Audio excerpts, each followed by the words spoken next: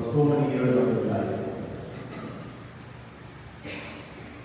Prabhu is coming from a family of devotees. His parents as well as immediate relatives are all devotees and initiated by His Holiness Bharat Maharaj Prabhu himself. At the age of 23, after completing his education and settling his father's business, with full blessing of his family, he joined ISKCON Gopal Temple in Mumbai in 1999. He has bachelor's in physics with certification in advanced physics, nuclear energy and kinematics. He further holds multiple diplomas in various fields such as human resource and personal management, software management, business communication and tourism. We are very, very happy that Prabhu is here and we have the great fortune of hearing him today. Hare Krishna. Om Jnanatimirandhasya Jnananjanashalakaya Chakshurunmilitam Yena Tasmai Shri Gurave Namaha. Namo Vishnu Padaya Krishna Pristhaya Bhutale Srimate Bhakti Vedanta Swami Niti Namine Namaste Saraswati Deve Gauravani Pracharine Nirvishesha Shunyavadi Paschatya Deshatarine Vancha Kalpatarubhyasya Kripa Sindhubhya Cha Patitanam Pavanebhyo Vaishnavebhyo Namo Namah. Jaya Shri Krishna Chaitanya Prabhu Nityananda Shri Advaita Gadadhara Shivasadi Gaura Bhakta Vrinda. Hare Krishna Krishna Krishna Hare Hare Hare Rama Rama Rama Hare Hare. Hare Krishna. So we welcome all of you for today's evening program, and I have been requested by the host to speak in Hindi instead of English today. So are you okay with that? सबको हिंदी आती है यहाँ पर? Everyone is okay with Hindi?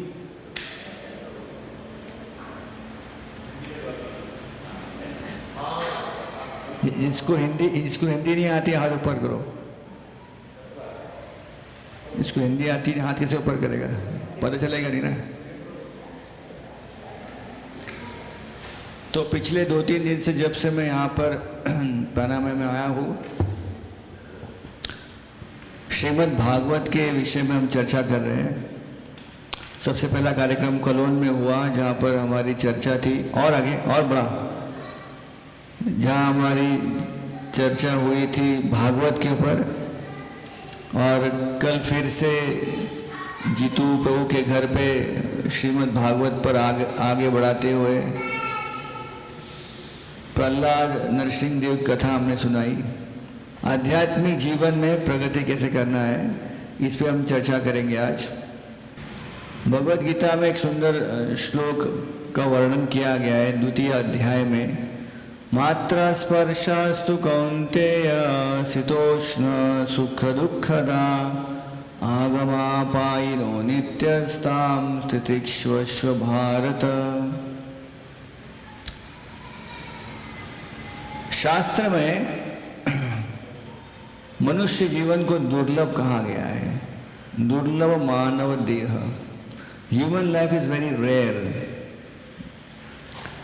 तो इस मनुष्य जीवन को एक सुगम, एक बहुत उत्कृष्ट भगवान ने दिया हुआ एक तोहफा, एक गिफ्ट समझा गया है. A gift from lord to all of us. आज सुबह मैं चर्चा कर रहा था कुछ भक्तों के साथ में. अलग अलग प्रकार की जो है योनि होती है, different types of living beings. जलजा नवलक्षणानि स्थावर लक्ष विंशति 9 लाख ह्यूमन स्पीशीज है। हाँ, पद्म पुराण में वर्णन आता है 9 लाख प्रकार के अलग अलग मनुष्य हैं, 20 लाख प्रकार के अलग अलग पक्षी हैं, 30 लाख अलग प्रकार के प्राणी हैं, ऐसे 84 लाख योनि हैं। वो 84 लाख योनि में 4 लाख जो योनि है मनुष्य का, उसे सर्वोच्च माना गया है, क्योंकि उस मनुष्य योनि में हम सोच सकते हैं, समझ सकते हैं। We can think, we can decide, we can choose based on instincts और बेस्ड ऑन इंटेलिजेंस, बुद्धि के आधार पर या फिर हमारे इंद्रियों के आधार पर। तो इस मनुष्य जीवन जो दुर्लभ है, इसको समझने का एक प्रयास में एक कथा सुनाता आपको मैं। एक बार एक व्यक्ति एक गांव में विवाह के योग्य हो गया था, eligible bachelor, not eligible bachelor, bachelor eligible to marry. तो वो सोच रहा था कि विवाह करना चाहिए, शादी.com सब जगह उसने अप्लाई किया, सब जगह बहुत से उसे प्रस्ताव आने लगे, लेकिन अंत में प्रस्ताव जो है, जब मीटिंग होता था तो प्रस्ताव टूट जाता था। तो उसे लगा कि मुझे अंत में जब मीटिंग होता है तो क्यों लोग ठुकरा देते हैं। तो किसी ने कहा था कि आपका क्वालिफिकेशन अच्छा है, आपका घर भी अच्छा है, आपका जॉब भी अच्छा है, आपका एक प्रॉब्लम है, वो क्या है, आपकी नाक थोड़ी बड़ी है, इसीलिए सब जो है लड़की आपको पसंद नहीं कर रही है। तो बेचारा उसका सर्च चलते रहा, काफ़ी समय बीत गया, महीने बीत गए, साल बीत गया, कोई मिला नहीं, क्योंकि उसकी नाक क्या थी, बड़ी थी। अंत में सारे गांव, सारे district level, state level, county level, जो भी बोलते हैं यहाँ पर, पूरे देश भ्रमण करने के बाद फिर एक प्रस्ताव मिल गया।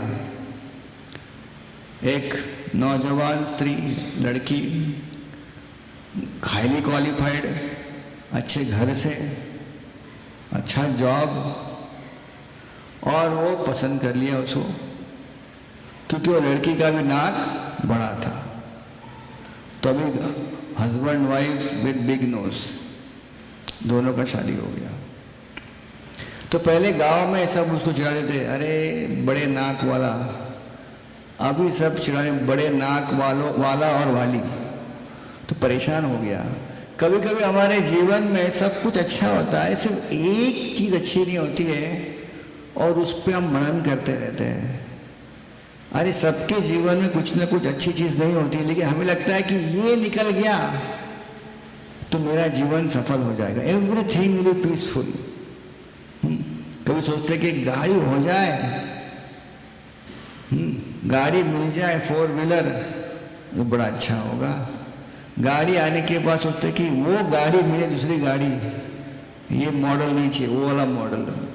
तो हमेशा हमारे जीवन में कुछ ना कुछ और चाहने की इच्छा होती। तो उसे क्या लगा कि ये नाक बड़ा है, काश मेरा नाक समतल होता, गुड साइज, तो लोग चिढ़ाते नहीं मुझे।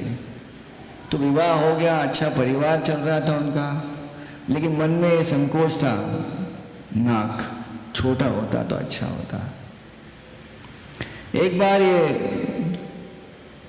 व्यक्ति जंगल के लिए गए, जंगल में घूमते घूमते परेशान थे अपने नाक से, नाक के बारे में ज़्यादा सोच रहे थे।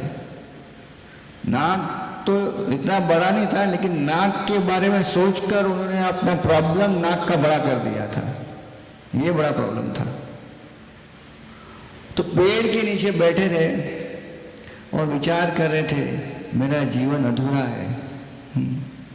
ऐसे मेरा जीवन कोरा कागज, ऐसे कुछ राजेश खन्ना के गीत गा रहे थे वो। तो पीछे से एक अचानक एक संत महात्मा दाढ़ी वाड़ी वेश में आ गए। बेटा, तू बड़ा चिंतित लग रहा है, क्या हो गया? महाराज क्या बताओ, संसार इतना मैं दुखी हूं, क्या हो गया? घर परिवार नहीं है? घर परिवार है तो प्रॉब्लम क्या है? वही तो प्रॉब्लम है। प्रॉब्लम क्या है? घर परिवार है, जॉब है, सब कुछ है। प्रभु जी नाक बड़ी है मेरी। अरे सबके कुछ न कुछ प्रॉब्लम है, भूल जाओ सबको। तुम्हारे सारे प्रॉब्लम का निवारण करने के लिए मेरे पास एक बहुमूल्य वस्तु है जो आज मैं तुझे देने वाला हूं। खुश हो गया हो।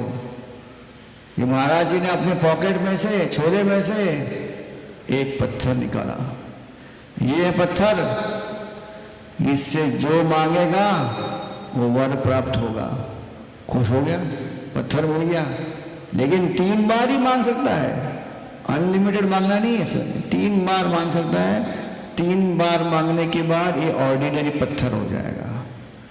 खुश हो गया, भाग रहा था अपने घर पे लेके। रुक जा रुक जा, मांगने के पहले 2-3 बार सोच लेना, क्योंकि एक बार मांग लिया तो 3 का 2 हो जाएगा, और एक मांग लिया 2 का 1 हो जाएगा, और एक मांग लिया तो कुछ भी नहीं रहेगा। तो महाराज आप चिंता मत करो, आपने मेरे सारे प्रॉब्लम का निवारण कर दिया।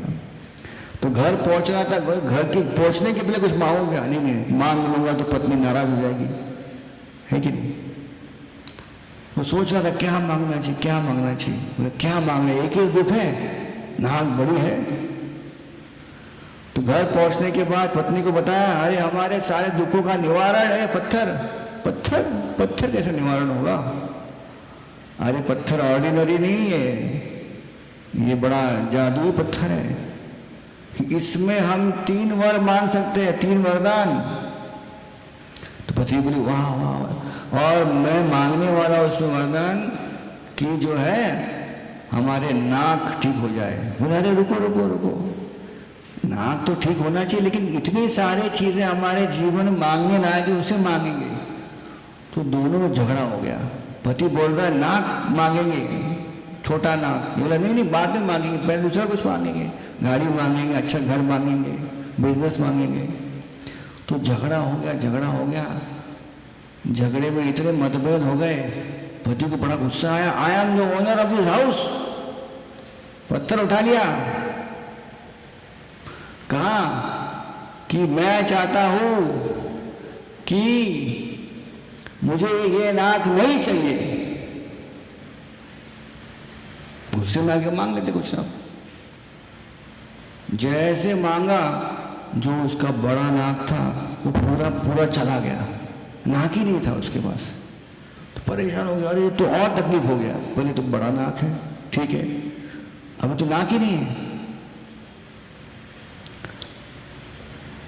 तो पत्नी ने बोला मैंने बोला था सोच समझ के मांगो। तो और गुस्सा हो गया। पत्नी ने कैसा बोला ना, तो लगा कि अरे जले पे नमक चढ़ रहा है। तो कहा कि मुझे नाक चाहिए, नाक चाहिए, नाक चाहिए, नाक चाहिए, गुस्से में आके। तो अचानक नाक आ गया। कितने आ गया? 5 में मांग लिया, डेस्परेट।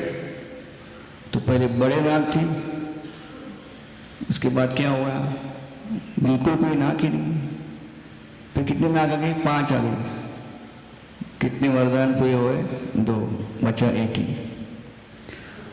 तो पत्नी ने कहा भाई सोच समझ के मांगना, 1 ही बचा है। तो सोच रहा था क्या मांगू अभी। तो पत्नी से कहा ओरिजिनल नाक ही मांग लेता हूं मैं। क्यों? अच्छा नाक मांग ले। तो नहीं, अगर बाई चांस अच्छा नाक मांग लूं मैं, तो लोग पूछेंगे अरे कल तो बड़ी नाक थी, आज तो बड़ी अच्छी डैशिंग नाक हो गई है, क्या भाई कहाँ से कुछ जादू हो गया? और मैं नहीं बताऊंगा तो पता चल जाएगा उनको कि पत्थर मिला था, कैसे मूर्ख में था। 3 था वरदान, पहले नाक नहीं चाहिए मांग लिया, फिर नाक नाक नाक मांगा, 5 आ गया। तो सब मुझ पर हंसेंगे, मेरी नाक कट जाएगी। तो इसीलिए मैं वरदान मांगता हूं मेरी पुरानी नाक फिर से आ जाए। तो घूम फिर के बैक टू स्क्वायर 1। 3 वरदान के बाद भी उसका ओरिजिनल बड़ा नाक आ गया। अभी इसका हमारे जीवन से कनेक्शन क्या है? कनेक्शन ये है कि हमारे जीवन में भी ऐसे बहुत अपॉर्चुनिटीज आती है कुछ अच्छी चीज़ करने की, लेकिन we are always overwhelmed, over thinking, over conscious of certain things in our life. कुछ चीज़ों में इतना हम घुस जाते हैं कि हम सोचते हैं कि ये ठीक हो गया, सब ठीक हो जाएगा। कुछ कुछ चीज़ों को हमें ज़्यादा विचार नहीं करना चाहिए, क्योंकि हर एक व्यक्ति के जीवन में कुछ न कुछ कमतरता है। ऐसा कोई व्यक्ति नहीं संसार में जिसके पास सब कुछ परफेक्ट है, इम्पॉसिबल। एक ही जगह है जहाँ सब कुछ परफेक्ट है, और भगवान के धाम में। बाकी ये मटेरियल वर्ल्ड, ये जगह जो है ये टेम्पररी है। यहाँ पर हर एक व्यक्ति के जीवन में कुछ न कुछ कमतरता है। उस कमतरता को दूर करने का चेष्टा करना चाहिए, लेकिन उसमें पूरी तरह उलझना नहीं चाहिए, और बड़ा पिक्चर जो हमारा जीवन का है उसे भूलना नहीं चाहिए। मुझे याद है, मैंने कहानी बताई थी बहुत साल पहले जब यहाँ पर आया था, कि एक बार मैं एक मित्र के घर पे गया था। हमारे मित्र थे, तो उन्होंने एक भोजन कार्यक्रम में मुझे बुलाया था, भोजन प्रसाद। तो ये उस समय की बात है जब मैं यूनिवर्सिटी में था। तो यूनिवर्सिटी में मैं हॉस्टल में रहता था। आप जानते हो, शायद आप कुछ लोग हॉस्टल में रहे होंगे। जब यूनिवर्सिटी में हॉस्टल में तो खाने पीने के वांदे रहते थे, मेस में खाना पड़ा था। इंडिया में उसको मेस बोलते हैं, सच में मेस है वो। तो हमेशा घर की आदत थी, कब घर में माँ का हाथ खाएगा कुछ, और कुछ अगर कोई बुला लेता खाने के लिए तो स्टूडेंट तो बड़े खुश हो जाते थे, चलो आज कुछ अच्छा खाने मिलेगा। तो मैं अपने मित्र के घर पे गया था, जहाँ पर बड़े प्रेम से वो लोग सबको बुलाए थे। ट्रेडिशनल वैदिक सिस्टम के हिसाब से बिठाकर खिलाया सबको। तो मैं 3 पंगत थे, 1 2 3 3 lines. So I was sit on second line, sitting on second line, क्योंकि इच्छा थी अच्छे से खाओ। मैं प्लानिंग करना पड़ता ना, पार्टी में जाएंगे तो मैं जाके देख लिया कि क्या क्या आइटम बनाया है आज हमारे होस्ट ने। तो 15 आइटम थी। कितने आइटम थे? 15 आइटम्स। 15 आइटम क्या हम रोज घर में खाते हैं? बिल्कुल नहीं, 3-4। 15 आइटम थी, और मैं गिनाऊंगा नहीं क्योंकि आप बोलेंगे तो ये लेक्चर खत्म करो, भूख लगी है। 15 आइटम। तो मैंने देखा उस 15 आइटम में एक मेरी मनपसंद की चीज़ थी, वो है जलेबी। बहुत दिनों के बाद जलेबी नहीं खाया था, तो मैंने विचार किया कि आज का भोजन जलेबी पर समर्पित। खाऊंगा दाल राइस पूरी वूरी, लेकिन ज़्यादा क्या खाऊंगा? जलेबी खाऊंगा। तो कंसंट्रेशन किस पे था? जलेबी। तो 3 लाइन थी, मैं दूसरे लाइन के बीच में बैठा था। पहले लाइन में सर्विंग चालू हो गया, सबसे पहला आइटम लेके जलेबी आया वो, तो मैं खुश हो गया। सेकेंड रो में जिसमें बैठा था सबसे पहला आइटम आया समोसा, जलेबी नहीं। तीसरे रो में पीछे देखा तो सबसे पहला आइटम जलेबी। मैंने ये क्या हो गया? First row, third row jalebi, जिस रो में मैं बैठा था उसमें समोसा। फर्स्ट रो में सेकंड आइटम समोसा। सारे आइटम आने लगे, 1 2 3 4 5 6 7 8 9 10 11 12 13 14। और मेरे रो में 1 नहीं, सेकंड थर्ड फोर्थ फिफ्थ 7। तो समोसा आ गया, वेज कुरमा आ गया, बाद में पराठे आ गए, गुलाब जामुन आ गया, सिंधी कड़ी आ गई, पनीर मक्खन वाला आ गया, सब आ रहा था। अब ये तो बड़ा टेस्टी प्रसाद है। मैं सोच रहा था जलेबी आएगा, हम होंगे कामयाब एक दिन। तो वेट कर रहा था। गुलाब जामुन प्लेट में, पूरी सब थी, लेकिन आशा थी क्या? जलेबी की आशा थी। पूरे 15 आइटम सब जगह सर्व हो गए। हमारे रो में 14 आइटम सर्व हो गए। सर्विंग करने वाला खड़ा हो गया, तो मैं बोला अरे भूल गया, अभी क्या करूं?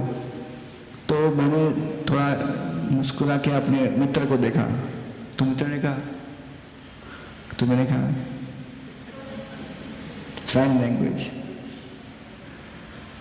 तो मित्र ने कहा है ठीक। तो सर्विंग वाला क्या लेके आया? गुलाब जामुन, जो मेरे पेट में ऑलरेडी था। अभी वो दिया गुलाब जामुन, अभी मैं कैसे बोले जिलेबी करके। थोड़ा एक सोशल प्रेस्टीज भी होता है ना, बगल में कोई बैठा है तो सुन रहा है, देख रहा है, नहीं थैंक यू बोल के मैं खा रहा हूँ। मैं सोच रहा था शायद आके पूछेगा और कुछ चाहिए क्या, तो बोलूँगा जिलेबी चाहिए, कोई आया ही नहीं पूछने के लिए। तो मित्र को लगा 15 आइटम खिलाने के बाद कौन क्या मांगने वाला है कि नहीं। तो सब हो गए, सब उड़ गए, मैं बैठा रहा, प्लेट खाली हो गई लेकिन बैठा रहा। आशा क्या थी? जलेबी की। फिर मैं बहुत नाराज हो गया, नाराज होकर मैं सोचा कि अब ये कंप्लेन करना ही चाहिए दोस्त को कि कैसा दोस्त है यार, जलेबी नहीं आई। लेकिन जैसे उसके पास अप्रोच किया, मैं सोचने लगा कि जलेबी के लिए उसके पास जाना मतलब बड़ा बुक्कड़नेस हो जाएगा ना। फिर मुझे मन में ऐसा विचार आया, आज कितना आइटम खाया मैंने? 14। गुलाब जामुन तो अच्छा है। आप में से कितने लोगों को गुलाब जामुन पसंद है? हाथ ऊपर करो। अगली बार 15 के ऊपर गया वो नंबर। गुलाब जामुन, समोसा, ये तो इट्स ना कॉमन आइटम राइट। घर में क्या रोज गुलाब जामुन बनता है क्या? नहीं। घर में रसगुल्ला रोज बनता है? नहीं। घर में तो सिंपल राज दाल रोटी। एक बार मैं लंदन में था तो मुझे एक डिवोटी ने फ़ोन किया, प्रभु जी आप हमारे घर पे आए, बताओ क्या चाहिए आपको खाने के लिए। तो मैंने कहा मैं तो डाइट पे हूँ, चपाती, मूंग दाल, गोभी सब्जी और राइस खाता हूँ। तो ऐसा मत करो, कुछ ज़्यादा खाओ। अरे मेरा डाइट है नहीं प्रभु प्लीज़। अरे नहीं खा पाता हूँ मैं प्रभु, आप मैं आपको मेनू भेजता हूँ, आप टिक मार्क करो मेनू पर। तो उसने मेनू भेजा, मेनू में मेरा मेनू था ही नहीं उसमें। तो मैंने कहा कि वो मेनू के नीचे मेरा अपना मेनू लिख के भेज दिया। तो प्रभु जी प्लीज़ आप टिक मार्क कीजिए, आपकी वजह से मुझे खाने मिलेगा। So people are always eager to eat some nice feast, right? So now here I had taken 14 items which regularly we don't take. Gulab jamun खाया, पूरी, पराठा, वेज कोल्हापुरी, जो भी नया नाम आया वेज कोल्हापुरी कहाँ से, पनीर, सब खाया, लेकिन ध्यान किस पे था? जलेबी पे ध्यान था। जलेबी पे ध्यान था, गुलाब जामुन का स्वाद नहीं चख पाया। पराठा इतना स्वादिष्ट था लेकिन स्वाद नहीं आ रहा था, क्योंकि ध्यान कहाँ पर था? जलेबी पे था। तो हमारा जीवन भी ऐसे ही है, हम जलेबी भी ध्यान करते हैं जो हमारे जीवन में नहीं है, और जो गुलाब जामुन खाते खाते जलेबी सोचते रहते, गुलाब जामुन नहीं खाते ठीक से। तो भगवान ने हमारे जीवन में बहुत पर्याप्त मात्रा में दिया है सब कुछ। हम वो सब छोड़कर जो हमारे पास नहीं है उस पर इतना विचार करते, इतना विचार करते, जो हमारे पास है उस पर ध्यान देते नहीं। क्यों? क्योंकि हमारे पास सबसे महत्वपूर्ण एक चीज है, वो है अनियंत्रित हमारा मन, अनकंट्रोल्ड माइंड। तो आध्यात्मिक जीवन में मन बहुत इंपॉर्टेंट रोल प्ले करता है। इसीलिए हमने इस श्लोक को लिया था। कौन सा श्लोक? मात्रा स्पर्शास्तु कौन्तेय शीत उष्ण सुख दुखदा। अर्जुन ने कृष्ण को प्रश्न पूछा, कृष्ण ये युद्ध करने बोल रहे हैं लेकिन मुझे पसंद नहीं है, मुझे मालूम है ये मेरा कर्तव्य है, पूरा दुनिया मुझको देख रहा है, लेकिन मुझे पसंद नहीं, क्या करना चाहिए?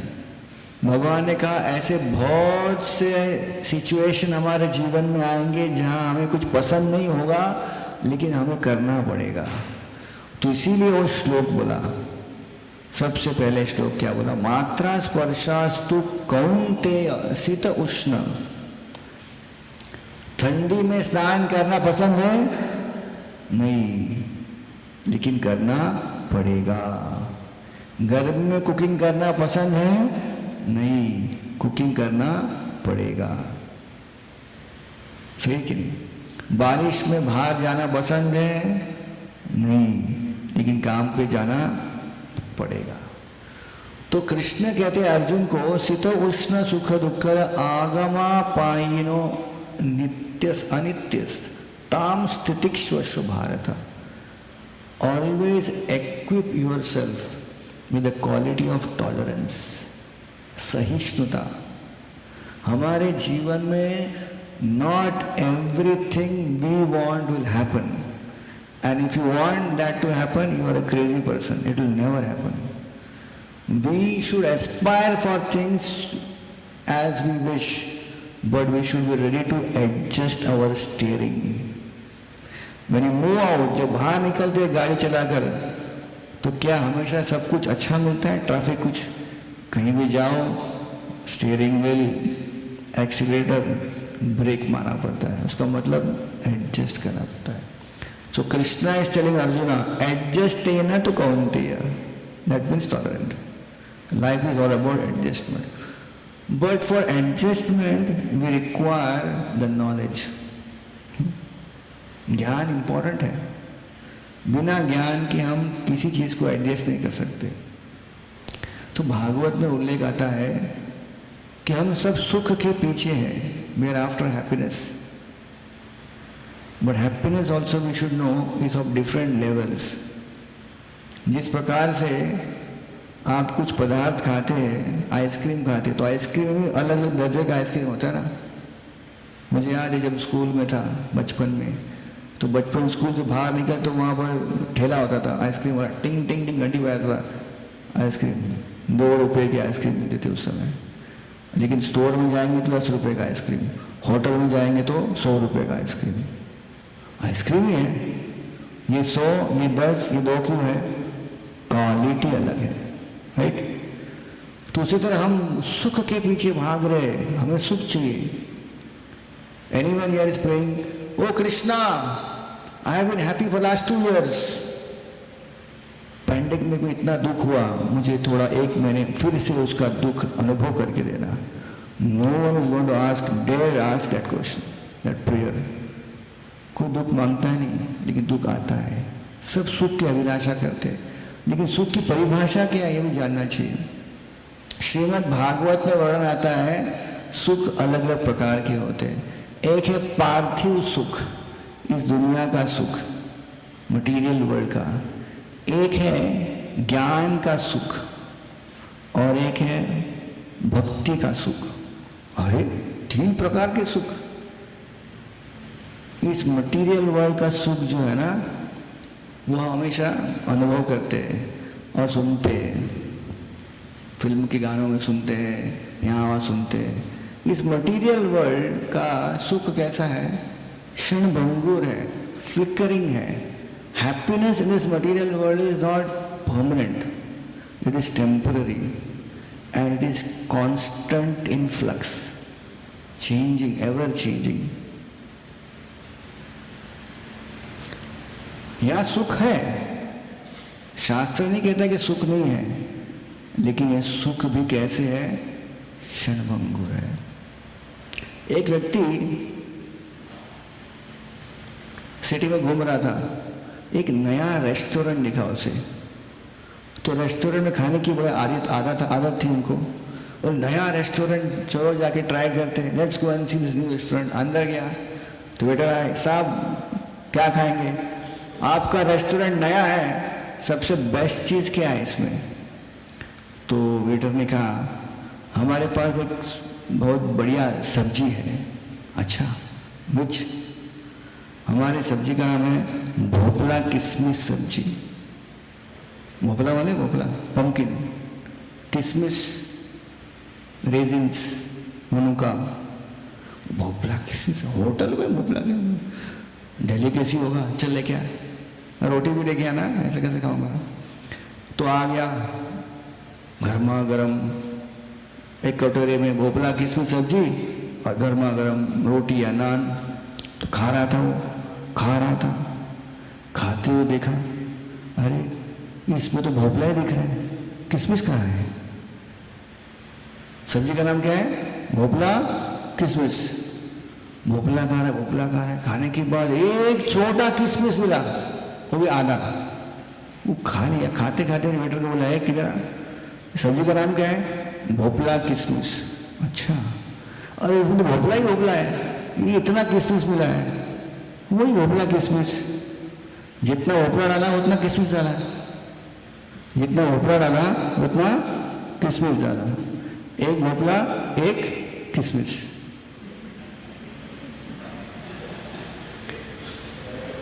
तो दुनिया में हम सुख के पीछे है। वो सुख कैसा है? किशमिश जैसा है। लेकिन वो किशमिश खाने के लिए बड़ा भोपला पहले खाना पड़ता है, तपस्या का, ऑस्टेरिटी का, दुनियादारी का तकलीफ उठाना पड़ता है। बचपन में याद है मुझे, कभी कभी माँ चिवड़ा देती थी। चिवड़ा, आप लोग आए चिवड़ा? फरसान पूना में मिलता है चिवड़ा। अच्छा, वो चिवड़ा में पूरा चिवड़ा क्यों खाते थे? किशमिश के लिए। तो ये संसार में सुख है, नो डाउट, शास्त्र कहता है, लेकिन उस सुख को प्राप्त करने के लिए बहुत तपस्या करना पड़ता है, राइट? It's not easy. तो material world happiness is there, but there is lot of struggle to achieve it and to keep it, maintain it, and there is lot of competition for that सुख। एक job है, application 10,000 है, right? You have a business, it's going good, but there is also competition in the market. There are competitors who are waiting. You make one mistake and they will overpower you and take your customer or take your clients, right? That is what. So you always have to be on guard, vigilant to keep your customers and clients. So material world is having happiness. तो ये प्रकार का सुख है, no doubt. उसके ऊपर का सुख शास्त्र में कहा गया है ज्ञानियों का सुख, जहां पर उनको शांति की प्राप्त होती है। लोग कहते हैं ना कि मन में शांति चाहिए, सब कुछ है, शांति नहीं घर पे। सुख शांति घर आवे, दुख मिठे तन का, जय जगदीश हरे। सुख और शांति की खोज है। तो ज्ञानी वो व्यक्ति है जो उसके मन में शांति का अनुभव हमेशा होता है उसको। लेकिन शास्त्र कहता है कि ये शांति जिसको मिलती है वो उससे भी खुश नहीं होता है, उसे उसके ऊपर जाना पड़ता है और उसे प्रेम प्राप्त करना है। क्योंकि शांति कब चाहिए? जब व्यक्ति दुखी होगा या व्यक्ति ट्रबल में होगा, उसको शांत चाहिए। लेकिन किसी को कहा, किसी कभी को होता ना कि हम अकेले होते हैं, कहीं जा रहे ट्रिप पे या फिर घर पे सब चले गए, हम अकेले होते, अच्छा लगता है, शांत लग रहा है, आई एम अलोन। लेकिन वो शांति टेम्पररी है वो, क्योंकि 4 दिन वैसे रहेंगे तो आपको घर दौड़ेगा काटने के लिए, कहेंगे यार परिवार कहाँ, कब आ रहे हो आप, बोलेंगे। That shanti also is temporary, it is negation of commotion. तो shanti will not help us because we are all seeking love, all seeking happiness. The highest happiness is when you achieve love, when you give love and get love, right? And that is only possible on the realm of devotion. भक्ति में वो platform है जहाँ पर हम अपने जीवन का बहुमूल्य प्रेम किसी को अर्पण करें और उस वहाँ से वो प्रेम रेसिप्रोकेशन में प्राप्त करें। अधिकतर बार हम उस प्रेम को इस संसार में ढूंढते हैं, कोई गलत बात नहीं है, लेकिन संसार में हम उस प्रेम का पूरा अनुभव नहीं कर पाएंगे। कि प्रेम का मतलब कैसे होता है? सेल्फलेसनेस होना चाहिए उसमें, मेरे लिए नहीं, सामने व्यक्ति के लिए होता है, वही प्रेम होता है, राइट? तो वो प्रेम को प्राप्त करने के लिए ये बोलने रहा हूं कि प्रेम परिवार से नहीं करना चाहिए। परिवार में वो प्रेम ढूंढिए मत, परिवार के साथ में आइए और उस प्रेम को भगवान के लिए न्यौछावर कीजिए। So we should come together as a family and work on loving Krishna, then Krishna will reciprocate and a loving family will develop.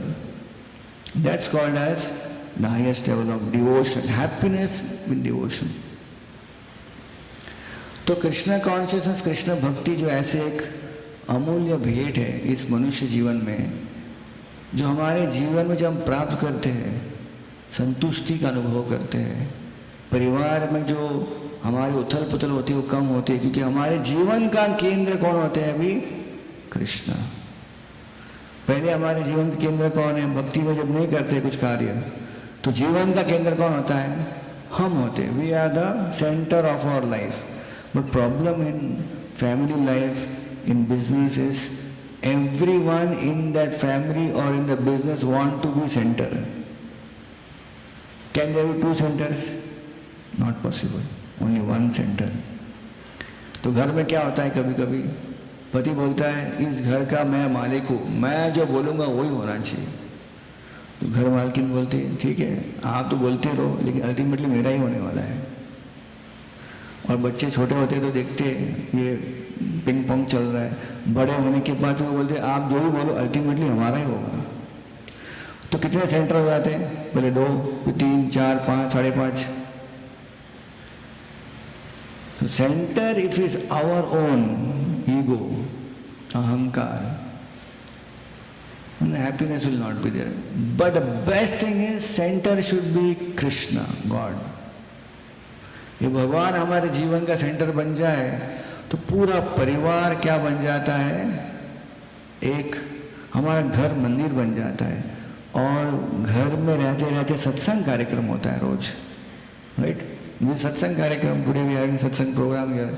But can you imagine if Krishna is centre of our life, our home becomes a temple and everyone in our house becomes a devotee, and it's a satsang program 24/7 by 365 into so many years.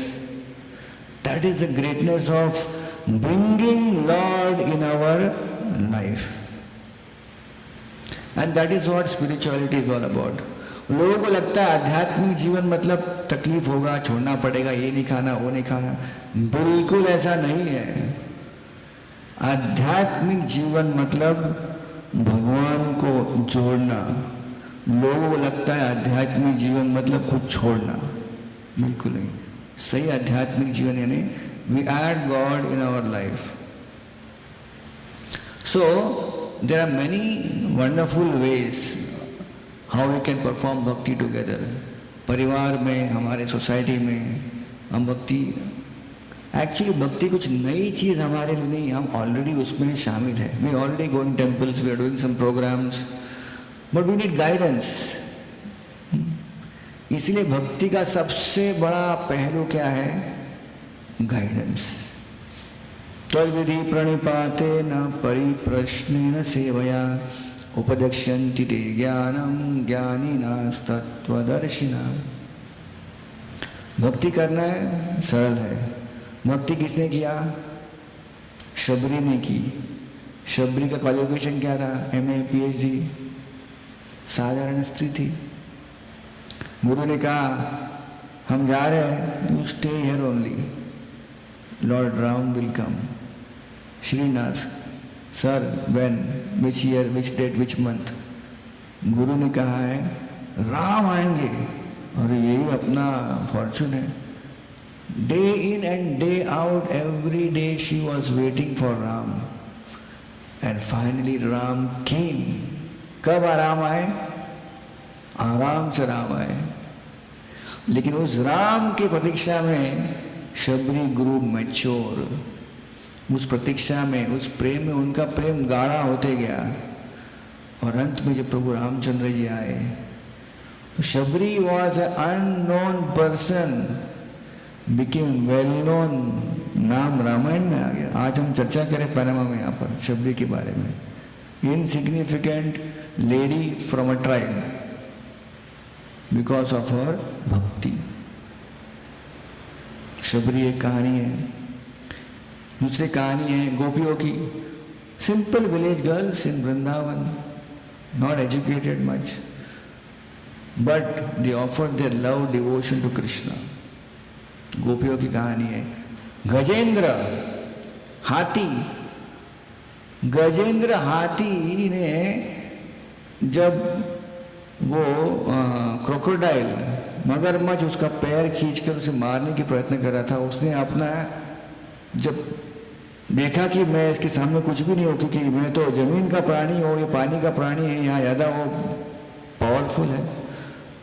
जब पूरा प्रयास करने के बाद समझ गया कि मैं कुछ नहीं कर सकता हूँ, उसने क्या किया, अपने हाथ तो नहीं उनके सूंड को ऊपर भगवान से प्रार्थना की, तो भगवान आके उनको बचा लिए।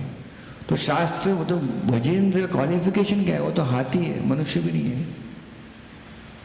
तो ये सब लोग का कुछ भी क्वालिफिकेशन, लेकिन वो शास्त्र में वर्णित है कि महान भक्त। तो हमारे जीवन में हम अपने कार्य, अपने बीवी बच्चे हस्बैंड के साथ में रहते हुए कैसे भक्तिमय कार्य करें, बड़ा डिफिकल्ट है। It is like balancing on a very thin rope. Already life is so much balancing. हाँ, अपना ऑक्यूपेशन बैलेंस करो, एजुकेशन बैलेंस करो, बच्चों को बैलेंस करो, so many things you have to balance. And आप बोलो प्रभु जी आप भक्ति कीजिए, कृष्ण को बैलेंस, कैसे होगा, इम्पॉसिबल है। इसलिए लोग क्या कहते हैं, अभी नहीं, बुढ़ापे में करेंगे, पूरा फोकस करके। नहीं, डिफिकल्ट नहीं, आसान है बहुत। Art of balancing, we have to balance, no doubt, but we need guidance how to do this balancing. इसीलिए भगवद गीता में कहते हैं तद्विधि प्रणिपातेन परिप्रश्नेन सेवया। तो गाइडेंस के लिए इस प्रकार से विद्यार्थी, स्कूल में हम थे, कॉलेज में थे, तो किताबें तो लाइब्रेरी में भी है, किताबें तो बुक स्टोर्स में अवेलेबल है, तो क्यों खरीद के हमने पढ़ाई खुद नहीं किया, क्यों कॉलेज में एडमिशन लिया, पैसे दिए? Because we know books will be there, but someone should teach those books. मुझे याद है, आपको शायद याद होगा, देखिए जब whenever I used to go to New Year means fresh year, fresh semester, पहले बुक्स आ जाते थे। जैसे बुक्स आते थे मार्केट से, खोल के था क्या है बुक्स में, और कुछ पल्ले पड़ता नहीं था, क्या है पता नहीं। Every book I open and check, hardly few things here and there I have identified, rest of them are completely new for me, and then I would put cover on the books those days. But at the end of the year, I would write exams on those books. उस किताबें पर मैं exam लिखता था। क्यों? एक साल में क्या हो गया, एक साल पहले बुक देखा तो समझा नहीं, अभी एग्जाम लिख रहा हूँ। इसके बीच एक साल में कॉलेज जाने के बाद हमने एक टीचर से सुना उस किताब के बारे में, तो वही जो अनजान था, इतना ज्ञान हो गया कि अभी बिना देखे एग्जाम लिख रहे हो, राइट? तो गाइडेंस इज एसेंशियल। तो हमारे जीवन में हमें गाइडेंस की आवश्यकता है। जिस प्रकार से हम बिजनेस के लिए गाइडेंस देते हैं, स्पोर्ट्स में गाइडेंस देते हैं, कॉलेज में गाइडेंस देते हैं, भक्ति में हम गाइडेंस नहीं देते। भक्ति में हमारा फ्री स्टाइल है कि नहीं? संडे इस मंदिर में चले जाओ, सुन लो, मंडे को उस मंदिर में चले जाओ, वहाँ सुन लो, ट्यूसडे उस मंदिर में चले जाओ, फ्री स्टाइल चल रहा है हमारा, राइट? अगर आपको पूछा जाए कि आपका लड़का, आपकी लड़की कौन से कॉलेज में, कॉलेज वॉलेज नहीं है, मंडे को ये कॉलेज जाती है, ट्यूसडे को वो कॉलेज, और वेडनेसडे को वो कॉलेज, और थर्सडे को देख के आज फ्राइडे सैटरडे संडे छुट्टी, तो आप क्या बोलेंगे? अरे ये क्या है? अरे you give admission in one college, be faithful to one college, हाँ keep reference books, but admit in one college. उसी तरह भक्ति भी करना है अपने इस जटिल जगह पर, सिटी लाइफ में, परिवार के साथ में। And you want to be happy in our life, we have enough troubles, we want to make it good for me, my kids, my family, my wife, my husband. I need happiness. वो happiness, वो सुख किस चिड़िया का नाम है? So for that, we would offer our love to source of happiness, रसराज भगवान Shri Krishna. So reciprocation comes. But for that we need to know how to do it. And therefore, the most important person is guidance. And that is technically in Sanskrit called as the need of a mentor, a counselor or a guru or a guide. मार्गदर्शक चाहिए. जो मार्गदर्शक में शबरी जैसे एक स्त्री जो एक भिन्न परिवार से थी, उनके मार्गदर्शक, उनके गुरु ने कुछ कहा, उन्होंने उससे पालन किया और फल क्या प्राप्त हुआ? स्वयं भगवान रामचंद्र जी प्रकट हो गए उनके सामने. तो हमारे जीवन में भी एक मार्गदर्शक चाहिए. मार्गदर्शक में कहानी आ रही है, उसको मैं बोलकर खत्म करूंगा, अपना कथा विराम दूंगा यहाँ पर. रामायण की बात है, रामायण की बात नहीं, रामायण की चर्चा की बात है. एक समय की बात है, एक बहुत अच्छे भक्त जिनका नाम था रामदास, ये राम कथा कर रहे थे. तो राम कथा कर रहे थे और प्रसंग था कि सीता देवी अशोक वाटिका में है और हनुमान जी समुंदर छलांग मारकर अशोक वाटिका पहुंचे. तो ये प्रसंग का विवरण हो रहा था. तो बताते बताते समय हो गया, तो उन्होंने कहा कि अगला प्रसंग मैं कल लूंगा. कथा को विराम दे दिया उसने, रामदास जी ने. कथा बंद हो गई, सब अपने अपने घर निकल गए. तो एक अनजान व्यक्ति पीछे बैठा था, वो आके बोला, आपने आपकी कथा में अशोक वाटिका का वर्णन किया था. अशोक वाटिका में आपने वर्णन करते हुए कहा कि वहाँ इतने बड़े बड़े पेड़ थे, जामुन के पेड़, आम के पेड़, है कि नहीं, और उसमें वहाँ पर सरोवर था. और आपने ये भी क्या कहा कि सरोवर जो था ना, उसमें कमल के फूल थे जो सफ़ेद रंग के थे. तो रामदास जी ने कहा, हाँ सही, सफ़ेद रंग के थे. तो नहीं, वो सफ़ेद रंग के नहीं थे, वो लाल रंग के थे. तो रामदास जी ने कहा, नहीं, वो सफ़ेद रंग के थे, नहीं, वो लाल रंग के थे. तो रामदास जी ने पूछा, आपको कैसे मालूम लाल रंग के हैं? तो बोले कि मैं उधर था. अरे आप उधर थे? वो व्यक्ति, अनजान व्यक्ति हनुमान जी थे. हनुमान जी हमेशा राम कथा में मौजूद होते हैं. तो कहा, मैं तो उधर पार्टिसिपेंट था, वो लाल कमल का फूल था. रामदास जी दंडवत प्रणाम की. हनुमान जी, मेरा इतना सौभाग्य है कि आपका दर्शन प्राप्त हुआ. आप जो भी कहे सत्य है, लेकिन वो कमल का फूल सफ़ेद था. अरे मैं तो आंखों देखा हाल बोल रहा हूँ, लाल है और आप सफ़ेद. आपने आंखों से देखा, लेकिन मैंने अपने गुरु की आंखों से देखा है. गुरु महाराज हमारे कहे वो सफ़ेद था. तो हनुमान जी बड़े खुश हो गए. क्या निष्ठा है गुरु महाराज पर, क्या निष्ठा है. हनुमान जी कहे, don't worry, let's deal it practically. उन्होंने प्रार्थना की और सीता मैया को वहाँ प्रकट कर दिया. सीता देवी प्रकट हो गई. हनुमान जी तो प्रकट थे, सीता देवी प्रकट हो गई. तो हनुमान जी की, मैया क्षमा करो, आपको यहाँ बुला लिया मैंने, लेकिन हम दोनों में थोड़ा एक चर्चा का विषय हो गया है, मतभेद है. प्रभु कह रहे हैं कि अशोक वाटिका में कमल का फूल सफ़ेद था, मैं तो उधर था, लाल कलर का था. आप भी उधर थी, बताइए. सीता ने कहा, ब्लू कलर का था. तो हनुमान जी परेशान हो गए. तो अभी व्हाइट से लाल, लाल से ब्लू हो गया. तो हनुमान जी बोले, क्या करें. रामदास जी ने बोला, देखो आप दोनों जो बोल रहे हैं सत्य बोल रहे हैं, लेकिन गुरु महाराज ने क्या कहा है, सफ़ेद है तो सफ़ेद ही होना चाहिए. तो हनुमान जी को लगा अभी तो सुप्रीम कोर्ट में जाना ही पड़ेगा. सुप्रीम कोर्ट को बुला लिया. आगे प्रभु रामचंद्र जी, रामचंद्र जी को बुलाया. रामदास जी क्या खुश हो रहे थे, ये कमल ने कमाल कर दिया है कि नहीं. पहले हनुमान जी का दर्शन हो गया, सीता मैया का, अभी प्रभु रामचंद्र जी आ गए. तो रामचंद्र जी के सामने मतभेद का विषय उठाया. हनुमान जी सारी कहानी सुनाई और कहा, प्रभु Ramchandra ji you are neutral, बताइए सफ़ेद है, नीला है या लाल है.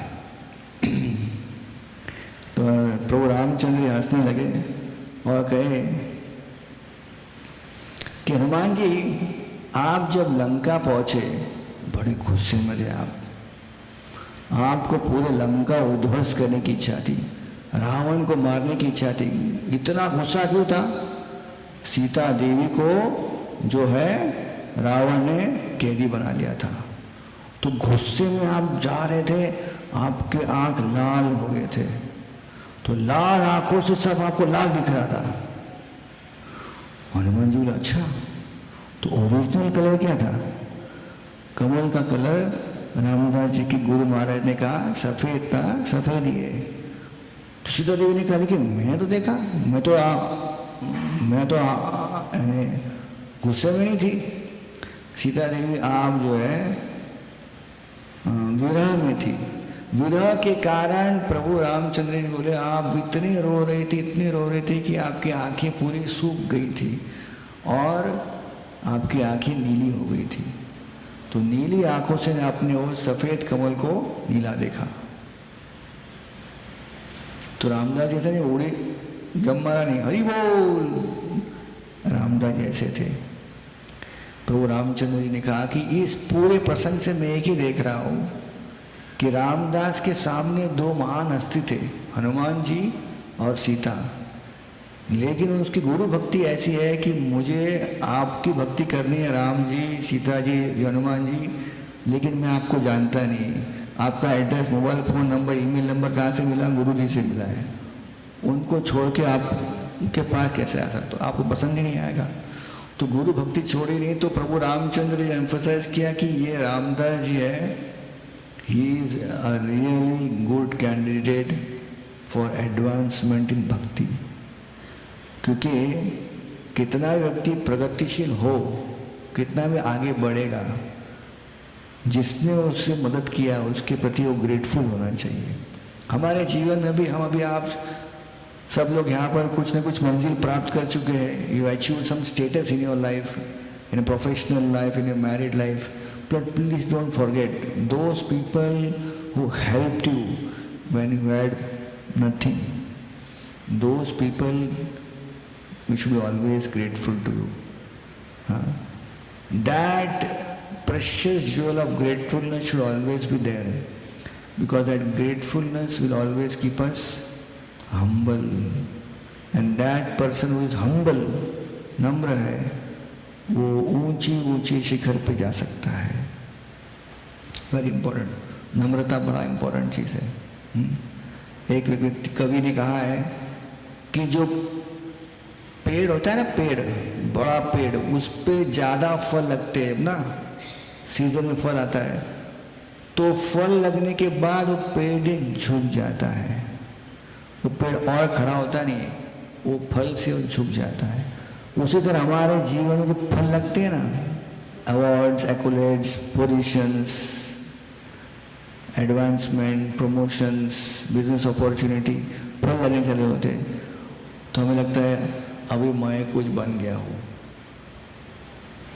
But actually we should think all that is coming is by grace of Lord and grace of all those who help me. So what will happen?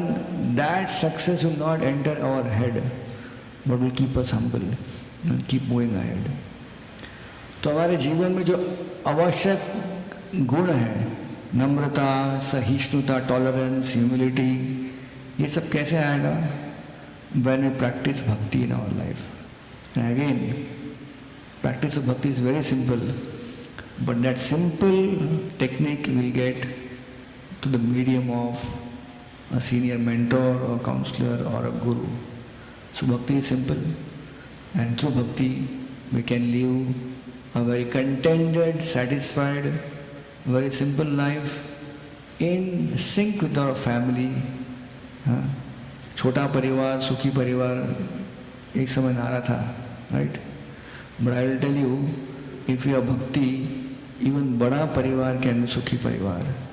And ultimately we are looking for what? सुखी परिवार, right? सुखी परिवार। श्रील प्रभुपाद की कहानी याद आ रही है। प्रभुपाद जी एक बार बोले अपने प्रवचन में, उल्लेख कर रहे थे 6 गोस्वामियों का। वृंदावन के 6 गोस्वामी प्रचलित है, बड़े बड़े और ये पोस्ट पे थे, बड़े घराने से आए थे। सब छोड़कर वृंदावन में रहने लगे। कुछ नहीं था, रहने को घर नहीं था, कुछ नहीं था, बस यमुना किनारे रहते थे। So Prabhupada said, 6 Goswamis of Vrindavan, they had no family and they were happy. तो प्रभुपाद जी जब बोले तो सब जो बैठे थे उनको लगा कि प्रभुपाद जी बोल रहे परिवार नहीं था इससे सुखी था वो।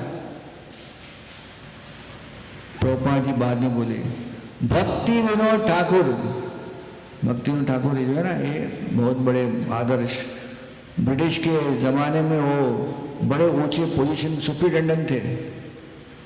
इतना इम्पोर्टेंट था उनका ओहदा कि उनको रिटायरमेंट दे रहे थे ब्रिटिश, और ब्रिटिश ने उनको लेके आने के लिए एक स्पेशल रेलवे लाइन बनाया था। आज भी रेलवे लाइन मौजूद है मायापुर में। प्रभुपाद अगली लाइन में बोले भक्ति विनोद ठाकुर, उनको 11 बच्चे थे। कितने? 11 बच्चे। भक्ति Vinod Thakur had big family, he was happy. अरे 6 Goswamis had no family, they were happy. Bhakti Vinod Thakur had 11 children and a wife and he was happy. Prabhupada bole, bhakti, happiness has nothing to do with having family or not having family. Happiness has to do with how we practice bhakti in our life. That will give happiness. So that is secret for today's evening, that we need all of us happiness in our life. Somewhere down the line we are trying to make it big, adjust it, but the simple formula is to bring in Krishna in our life, the center of our life, and that is possible by guidance. And eventually the place where we stay could be a place of happiness, contentment, satisfaction. Our house could be Vaikunta, a spiritual world. All we need is some guidance, and bhakti means to take guidance of superior, well-informed guru in our life. Thank you so much. Hare Krishna.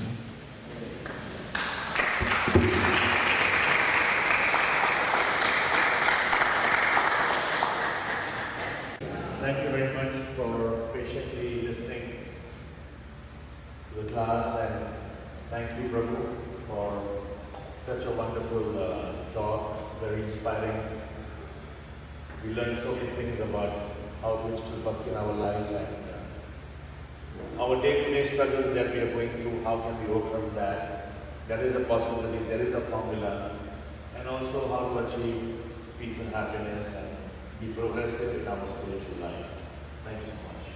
Srimad Bhakti Vedanta Swami Hare